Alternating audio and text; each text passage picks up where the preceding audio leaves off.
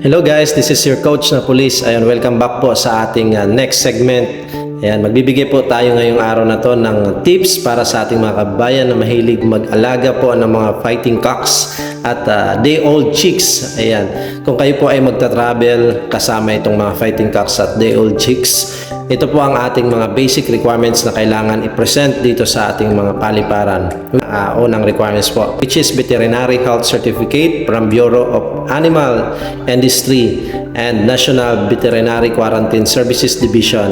Pangalawang requirements po is ang shipping permit po from Bureau of Animal Industry and National Veterinary Quarantine Services Division po. Ito po, mag-online po ulit tayo dito.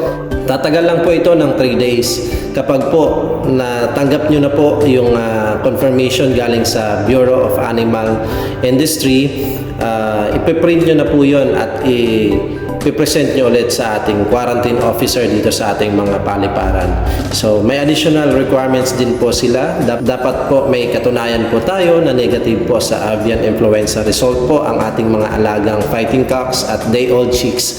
So muli po, nagpapaalala ang PNP Aviation Security Group na nawa maging ligtas at mapayapa po ang ating pag-travel dito sa ating mga paliparan saan mang sulok po ng Pilipinas. Hanggang sa muli po, ito po ang inyong likod, si Coach na Police po. Ingat!